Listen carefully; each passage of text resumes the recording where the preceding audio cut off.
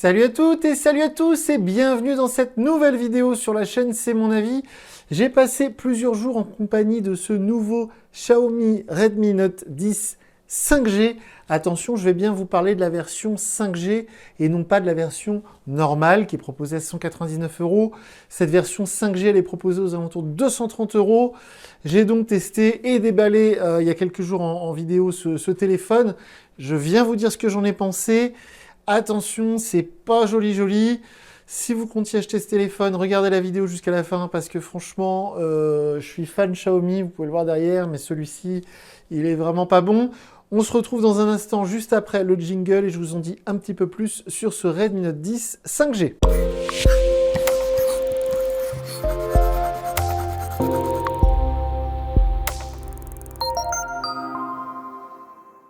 Comme je vous le disais, j'ai testé ce nouveau Xiaomi Redmi Note 10. En fait, il fait partie de la gamme Redmi Note 10 parce que maintenant, il y a beaucoup de variants.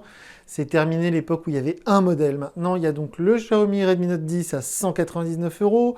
Le Redmi Note 10, alors attendez, dans la gamme, le logique, c'est le S, je crois. Ensuite, il y a le Pro et puis il y a aussi cette version 5G.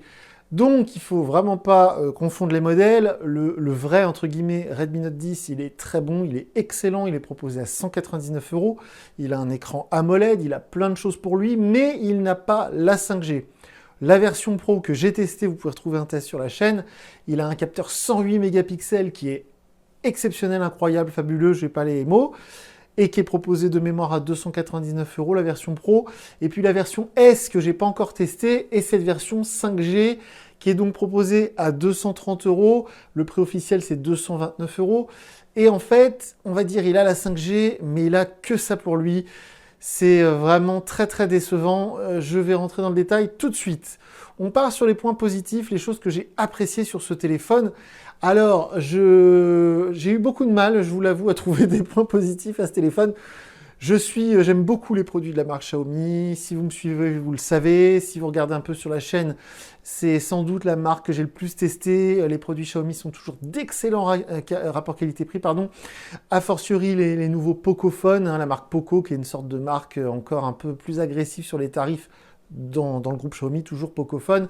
Et donc, ce Redmi Note 10 5G, très honnêtement, j'ai cherché un petit peu dans ma mémoire et je pense que c'est le Xiaomi qui m'a le plus déçu avec le Mi 11 Lite que j'ai testé il n'y a pas longtemps et avec le Mi Mix 3 que j'avais testé il y a au moins 2 ans et qui m'avait déçu aussi. Mais c'est très rare que je sois déçu par un produit de cette marque. Et cette version 5G du Redmi Note 10, elle est pas bonne du tout, quoi. Donc, on rentre dans les points positifs et comme je disais, j'ai eu du mal à en trouver. Je suis désolé. Donc, MIUI 12, c'est une très bonne interface. On la retrouve sur tous les produits de la marque Xiaomi et donc sur les produits de la marque Poco. Cette interface MIUI 12, elle est au point, elle tourne sur Android 11. C'est super à haut point, c'est fiable, c'est stable, il y a des mises à jour, c'est plutôt fluide, mais je vais y revenir dans un instant.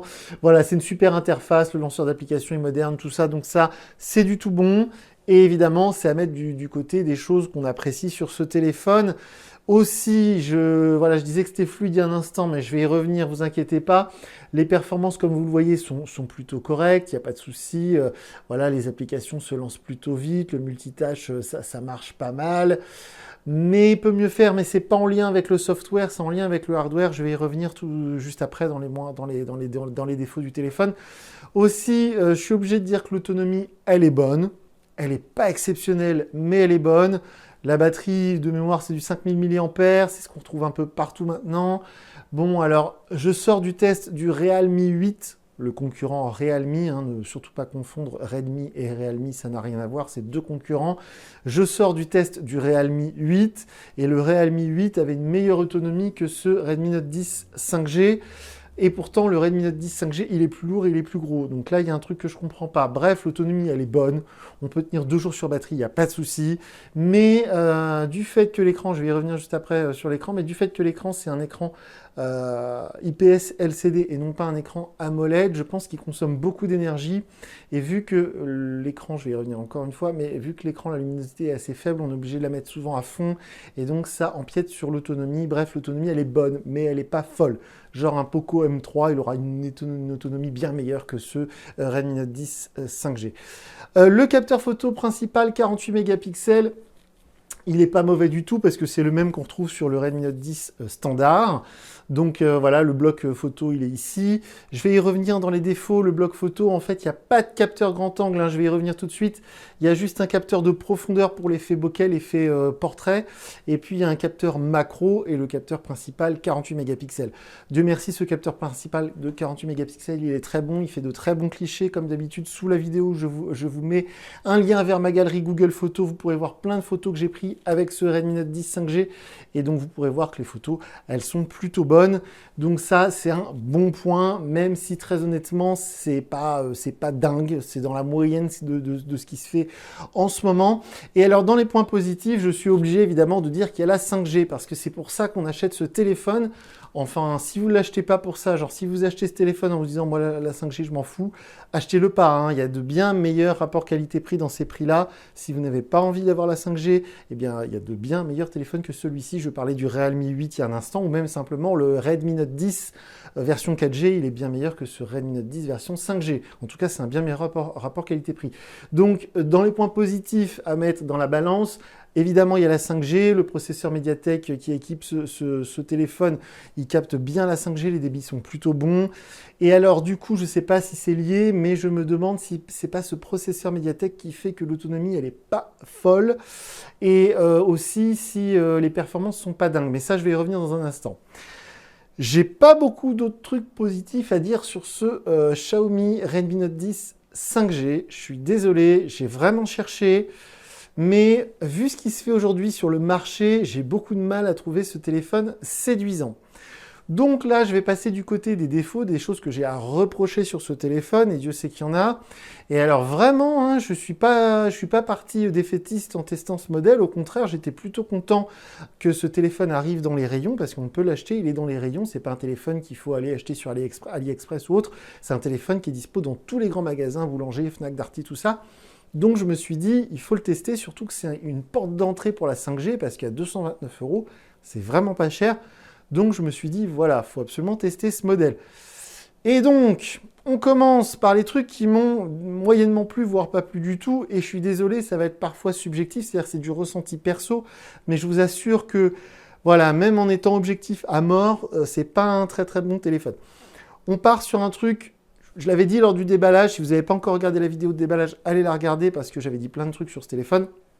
Et donc, le design, pour le coup, c'est pas très important, je sais, ils vont mettre des coques, tout ça. Et, quand j'étais vendeur d'arty, j'entendais souvent des trucs du genre ouais, « on n'achète pas un téléphone pour qu'il soit beau ». Enfin, si, je suis désolé, quand on a un objet dans la main, qu'on le regarde toute la journée, ça compte.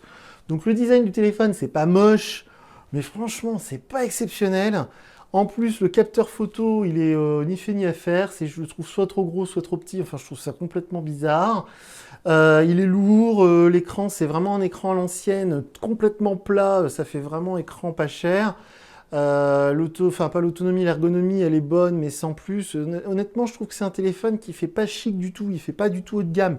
Au contraire, d'aspect, et quand on l'a en main, eh ben, ça fait vraiment téléphone entrée de gamme.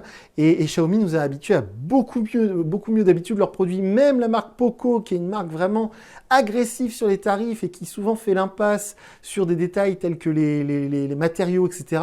Ben, même les smartphones Poco font beaucoup plus haut de gamme que ce Redmi Note 10 version 5G. Franchement, j'ai été très déçu par le design, par l'ensemble, l'objet que représente ce téléphone. Alors ensuite, on part sur des trucs plus clairs, mais par exemple, l'écran.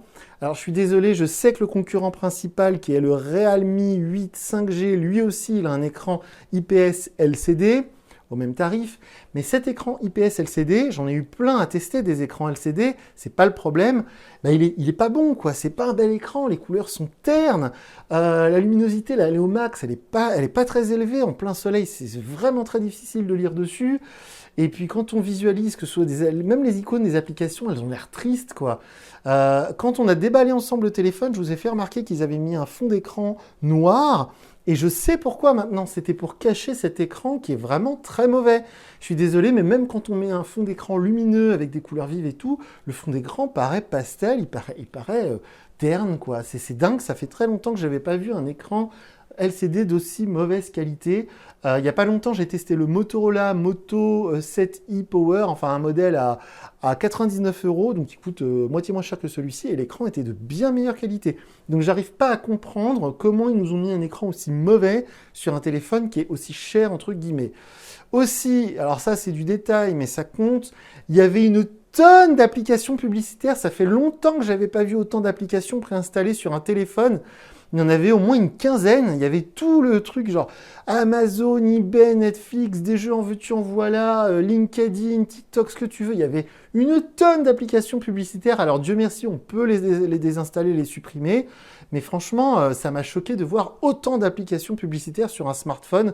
En 2021, ça paraît assez bizarre. Aussi, alors j'en parlais il y a un instant, j'ai trouvé ce téléphone assez lent. Enfin, ça se lance, les applications se lancent vite, c'est pas le souci.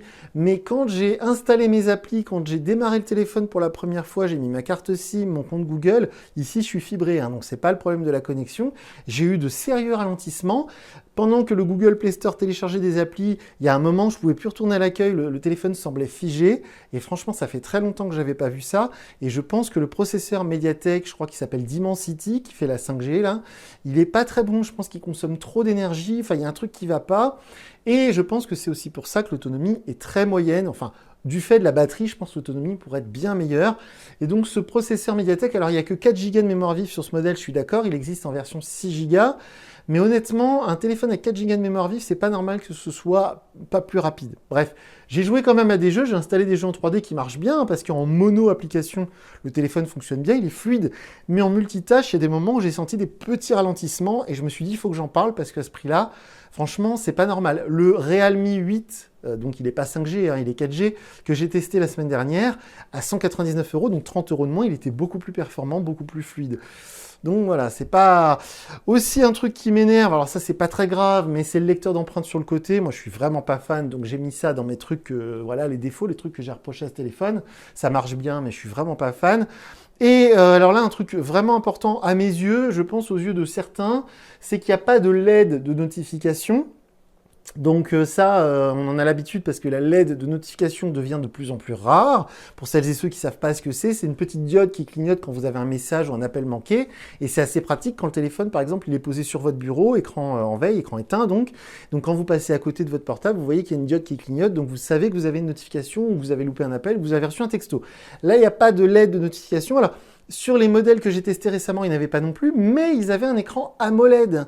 Et les écrans AMOLED ont cette fonction qu'on appelle le Always On Display, qui fait qu'on a quand même les notifications qui s'affichent sur l'écran éteint.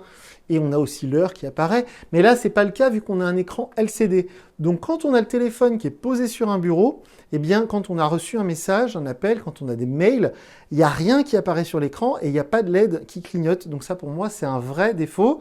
Aussi, j'ai noté qu'il n'y a pas de haut-parleur stéréo. Alors en fait, pour celles et ceux qui me suivent, vous savez ce que c'est.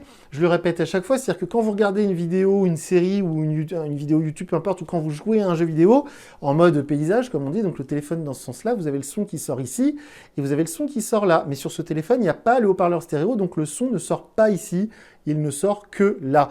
Alors le haut-parleur unique qui est en bas a un volume puissant, mais si vous avez le malheur de tenir votre téléphone comme ça quand vous jouez ou quand vous regardez une vidéo, bah, ça coupe le son ici, c'est très désagréable. Et donc, vu la taille et le poids du téléphone, et vu les petits trous qui sont en haut, bah, on serait en mesure de penser qu'il y a le haut-parleur stéréo, ce qui n'est pas le cas. Donc pour moi, c'était aussi une déception, parce que vu la taille et le poids du téléphone, bah voilà, je pense qu'ils auraient pu intégrer un deuxième haut-parleur. Bref, aussi, j'en ai parlé tout à l'heure, il n'y a pas de capteur grand angle. Alors là, si vous me suivez vraiment beaucoup, vous devez noter une sorte de schizophrénie chez moi parce que sur le concurrent Realme 8 que j'ai testé la semaine dernière, il y avait un capteur photo grand angle, enfin ultra grand angle, mais il était de très mauvaise qualité, les photos étaient vraiment moches et j'avais dit... Je comprends pas, tant qu'à mettre un si mauvais capteur, faut l'enlever. Bon bah là, visiblement, Xiaomi, c'est ce qu'ils ont fait, c'est-à-dire qu'au lieu de mettre un mauvais capteur très grand angle, ils en ont pas mis du tout.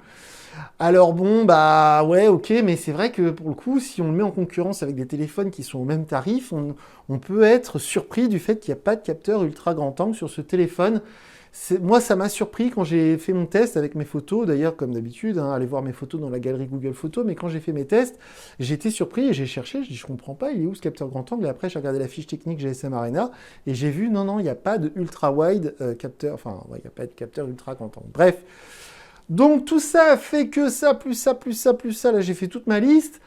Honnêtement, en ce moment, si vous avez 200 €, voire 250 € à mettre dans un téléphone, même si vous voulez la 5G, je pense qu'il y a mieux à faire qu'avec ce Redmi Note 10 5G. Il n'y a pas longtemps, j'avais testé le Samsung A32 5G, qui est l'un des modèles les moins chers en 5G. Il y a aussi le A54 5G chez Oppo. Et pour moi, le A54 5G chez Oppo, il est bien meilleur que celui-ci. Vraiment, ça fait longtemps que je n'avais pas été aussi déçu par un smartphone Xiaomi. Alors, c'est pas un mauvais téléphone, c'est-à-dire que si vous l'avez eu en cadeau, c'est pas un mauvais cadeau, c'est pas un truc que vous allez revendre tout de suite. Si vous offrez ça à un enfant, à un gamin de 10 ans qui va faire que du jeu dessus, c'est pas grave, il va s'en contenter.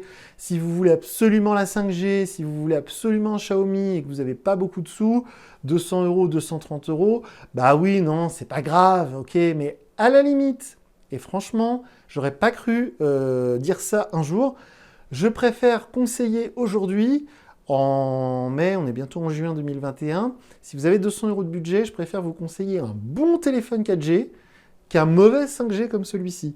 Le Realme 8, le Redmi Note 10, il y a plein de super smartphones aux alentours de 200 € en 4G. Eh bien, celui-ci, franchement, moi, si vous voulez vraiment la 5G, mon conseil, c'est d'aller mettre jusqu'à 300 €. Vous aurez de bien meilleurs téléphones dans ces prix-là. J'ai testé il n'y a pas longtemps le Oppo A94 5G, c'est un régal. Le Poco F3, c'est une tuerie. Il y a plein de super modèles en 5G. Chez Samsung, il y a le alors le A32, c'est le bas de gamme. Donc il y a le A42 qui est très bon. Le A52 5G, il est très bon aussi. Donc voilà, il y a de très bons modèles 5G, mais celui-ci, il n'en fait vraiment pas partie. C'est-à-dire que je suis d'accord, la 5G, ça apporte un vrai plus. Vous allez avoir des débits qui sont bien meilleurs. Ok. Mais honnêtement, si c'est pour faire autant de concessions que sur ce modèle, c'est non. Pour moi, c'est non. Je le déconseille. C'est très rare que je déconseille un smartphone Xiaomi. Mais là, honnêtement, si vous regardez cette vidéo parce que vous hésitiez à l'acheter, non, achetez autre chose. Franchement, il y a de bien meilleures affaires à faire en ce moment. Et comme je disais, si vous le recevez en cadeau ou si vous l'offrez à votre grand-mère ou à votre belle-mère, si c'est quelqu'un à qui vous allez offrir ça qui a plus de 50 ans, ça va lui convenir largement, il n'y a pas de souci. Mais si vous êtes jeune, vous avez un petit budget, vous cherchez un super smartphone, honnêtement, il y aura bien mieux que celui-ci. Voilà, je suis vraiment désolé de devoir dire ça. Je suis surpris moi-même de devoir dire ça et je comprends mieux pourquoi ce téléphone a mis autant de temps à arriver parce que j'étais surpris de voir que Xiaomi France, ils ont lancé toute la gamme Redmi Note 10 avec donc le Redmi Note 10 classique standard à 199 €, la version Pro qui est excellente.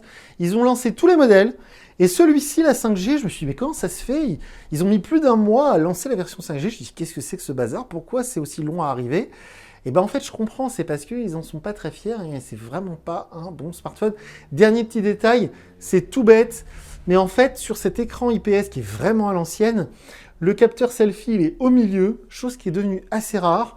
Maintenant les capteurs photos souvent ils les mettent dans l'angle. Et petit détail, mais quand vous utilisez une application plein écran, je ne sais pas si je vais réussir à vous le montrer. Évidemment, là, ça ne le fait pas. Waze, voilà. Et bien, en fait, sur certaines applis, du coup, en haut, vous avez une barre qui est entièrement noire. Et donc, ça réduit la taille de votre écran. Alors que quand le capteur selfie est dans l'angle, on a les applications comme Waze, justement, qui prennent tout l'écran. Donc, c'est des petits détails comme ça qui m'ont fait dire que ce téléphone, il y a vraiment, voilà, il y a vraiment un truc qui cloche. Il a été fait soit trop vite, soit, je sais pas, il y a un truc que je comprends pas. Mais une chose est sûre, c'est que, encore une fois, bah, je l'ai pas apprécié, quoi. Voilà. Je suis désolé. Si vous avez des questions, n'hésitez pas à me contacter sur Twitter. Je vous mets sous la vidéo mon lien vers mon compte Twitter. Et puis sinon, encore une fois, eh bien, je vous dis à très bientôt pour une nouvelle vidéo sur la chaîne. Salut!